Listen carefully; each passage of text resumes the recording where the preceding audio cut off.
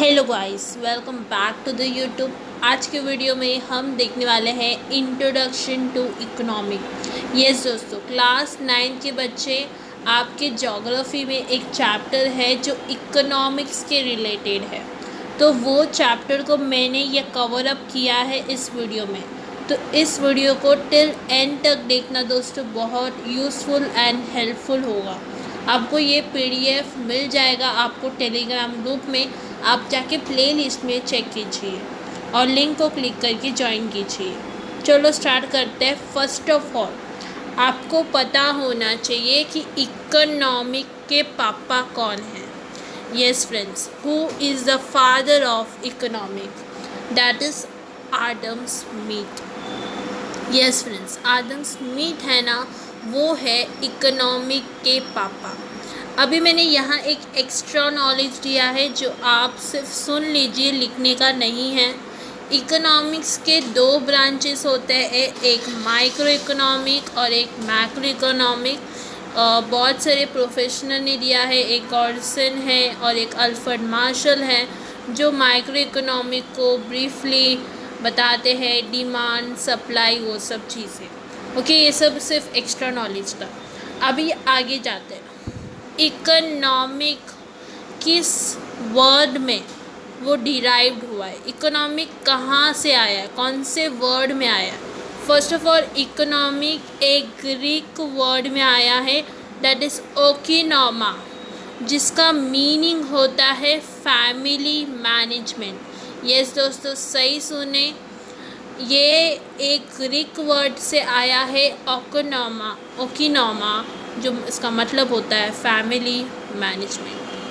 अभी तो इकोनॉमिक्स का सुन लिया, बट क्या आपको पता है आदम स्मिथ जो फादर ऑफ इकोनॉमी है, इन्होंने एक बुक लिखा है। बुक का नाम है वेल्थ ऑफ नेशन।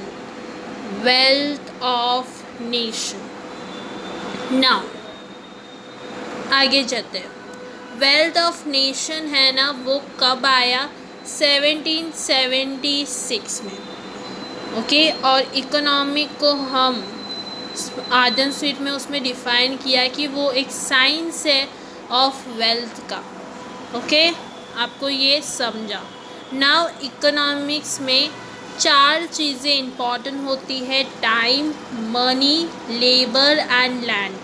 इस चारों को कैसे यूज़ करते हैं वो हम इकोनॉमिक्स में पढ़ते हैं। नाउ नेक्स्ट थिंग, इकोनॉमिक्स एक साइंस है जो स्टडी करता है ह्यूमन बिहेवियर का। यस दोस्तों, वो स्टडी करता है ह्यूमन बिहेवियर का, has a relation between ends and square, जिसके अल्टरनेटिव यूजेस होते हैं। जैसे कि पानी हम हर चीज़ों में यूज़ करते हैं, इलेक्ट्रिसिटी, ये सब के अल्टरनेटिव यूजेस होते हैं। ओके, नाउ यहाँ सुन लीजिए, जो गुड्स एंड सर्विसेज है, स्पेसिफिक रीजन में उसको प्रोड्यूस करना, उसको डिस्ट्रीब्यूट करना और उसको कंज्यूम करना, ये सब एंटरप्राइज करते हैं। Enterprises is related to the goods and services in the specific region which production, मतलब कि इसका मतलब ये है कि जो एंटरप्राइज है ना, किसके रिलेटेड है? वो प्रोड्यूस करेगा, डिस्ट्रीब्यूट करेगा, कंज्यूम करेगा गुड्स और सर्विसेज को। नाउ आपको बता दूँ गुड्स और सर्विसेज के डिफरेंस। गुड्स मतलब वो जो गुड्स हम खरीदते हैं, ओके, हमको दिखता है वो। सर्विस मतलब हमें सर्विस मिलता है बट दिखता नहीं है, उसको दिखता है बट टच नहीं कर सकते। ओके, हमको महसूस होता है, दिखता भी नहीं है, महसूस होता है, उसको सर्विसेज कहते हैं। कस्टमर और कंज्यूमर के डिफरेंस क्या है? Consumer is the user and customer is the buyer of the goods. इसके ऊपर मैंने इंग्लिश में आपको वर्ड्स को समझने के ऊपर वीडियो ला चुकी हूँ, इफ़ आपने नहीं देखा तो देख लीजिए। नाउ इंडिविजुअल जो फैमिली फाइनेंस है, उसको कैसे मैनेज करना, वो किसके ऊपर रिलेट होता है? इनकम और एक्सपेंडिचर के रिलेट होता है, जो इकोनॉमिक फैक्टर में आता है। इनकम का मतलब क्या? इनकम मतलब पैसे आ रहा है, एक्सपेंडिचर मतलब आपसे एक्सपेंस हो रहा है। एग्ज़ाम्पल लेते हैं, आपका एक खुद का बिजनेस है जहाँ आपको वो गुड्स के पेमेंट्स होते हैं, वो पैसे आपके पास आ रहे तो वो अपने लिए इनकम है। आपके जो गुड्स के जो रॉ मटेरियल उसको ख़रीदा है उसके लिए पैसे आप पे कर रहे हो, इलेक्ट्रिसिटी के पैसे पे कर रहे हो, पैसे जा रहे हैं, वो एक्सपेंडिचर है। ओके, तो ये आपको समझा, ये सब इकोनॉमिक फैक्टर्स में आता है।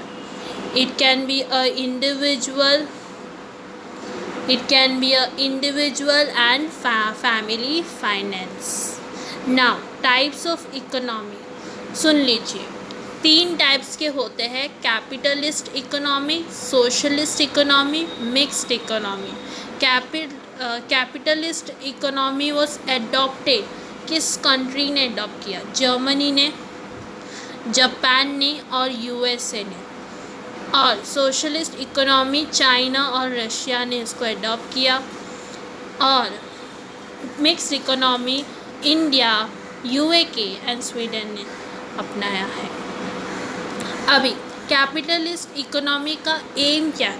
मेन एम क्या है कि वो अर्न करे मैक्सिमम प्रॉफिट को, ज़्यादा प्रॉफिट को अर्न करे। बट सोशलिस्ट इकोनॉमी में क्या है, उनको अचीव करना है सोशल वेलफेयर। और मिक्स का तो पता चल जाता है क्योंकि इसका मिक्स है, मतलब ये और ये दोनों मिक्स हो जाएंगे, मतलब कि वो बैलेंस लगेगा प्रॉफिट एंड सोशल वेलफेयर के बीच में। ओके, तो नाउ यहाँ सुन लीजिए, इसका मीनिंग सुन लीजिए। ओनरशिप एंड मैनेजमेंट, जो ओनरशिप है और जो मैनेज करता है किसको? मीन्स ऑफ प्रोडक्शन को। कौन करता है? Private individuals. यहाँ जो मीन्स ऑफ प्रोडक्शन है वो किसके बिलोंग है? सोसाइटी के बिलोंग्ड है। जैसे कि हमें कुछ भी रॉ मटेरियल ख़रीदना है और हमें पैसे चाहिए तो हम सोसाइटी से पैसे लेते हैं, फिर वो गुड्स बनाते हैं, ये सुनो, और फिर वो गुड्स बनाने के बाद ओके है ना, तो this is called means of production belong to society.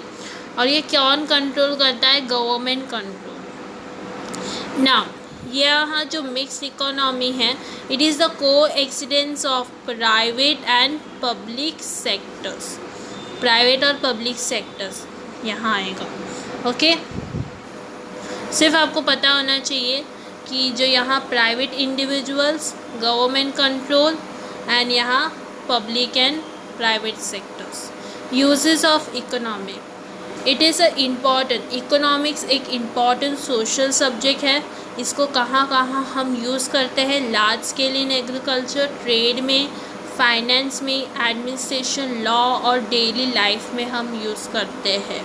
Globalisation of economy, globalisation का मतलब होता है कि build a world economy, it is the word, okay, ये वर्ड है, वर्ल्ड इकोनॉमी। मैं यहाँ लिख दूँगी वर्ल्ड इकोनॉमी, ओके। और ये बॉर्डरलेस होता है जिसमें national resources, profit, services, capital, labour and technology flowing across the border of countries आते हैं। इसका और एक मीनिंग होता है aligning the countries economy with world economy. अभी जो फ्री ट्रेड है और रिस्ट्रिक्शंस होते हैं इन्वेस्टमेंट में, जहाँ आप इन्वेस्टमेंट करोगे वहाँ रिस्ट्रिक्शंस आते हैं, वो असाइड में रखें, आर सेट असाइड, ओके, ये इम्पॉर्टेंट नहीं है तो सुन लीजिए।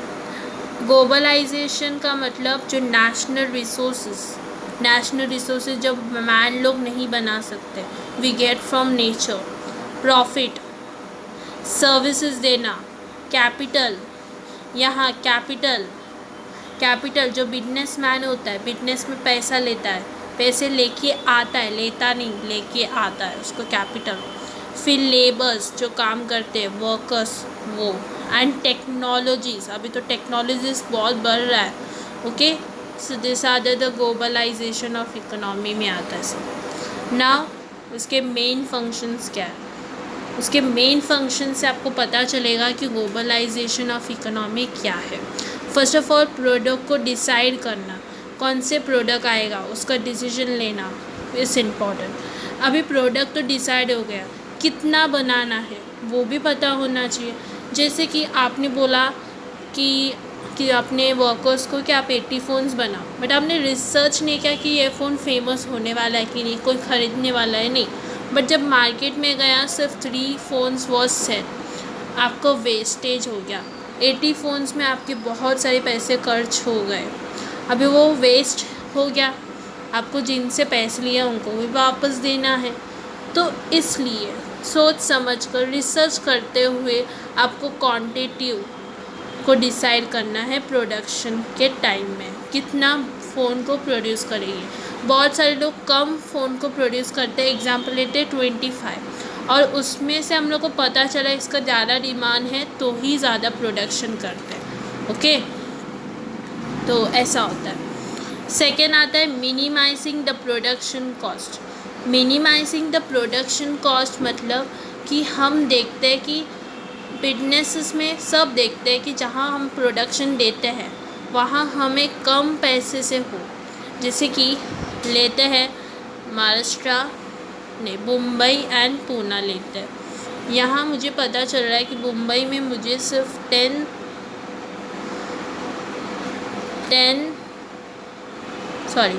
लाख में ही प्रोडक्शन हो रहा है, और पूना में मुझे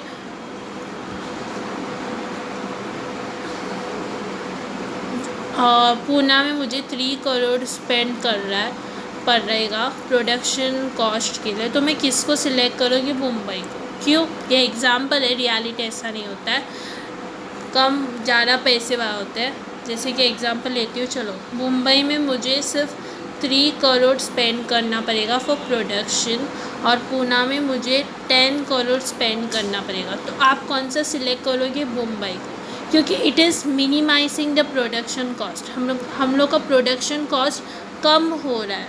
ओके, तो ये है मिनिमाइजिंग द प्रोडक्शन कॉस्ट। कितना भी पॉसिबल है उतना कम करो, जिसमें हमें प्रॉफिट ज़्यादा हो सकता है। Distribution of national income according to the social and economic justice, making approach एक proper provisions rules for economic needs of the future, deciding whom goods will be produced। यही मैंने बोला था, जहाँ हम डिसीजन लेते कि किसको गुड्स को दे दूँ जिसमें मेरा कॉस्ट कम हो जाए और गुड्स फटाफट बन के मेरे पास आए और मार्केट में लॉन्च हो जाए। नाउ यहाँ जो इकोनॉमी है वो क्रिएट करता है, बैलेंस क्रिएट करता है किसके? Limited resources and unlimited needs को। मिस limited resource and unlimited needs का मतलब क्या? एग्जांपल लेते हैं फ़ोन।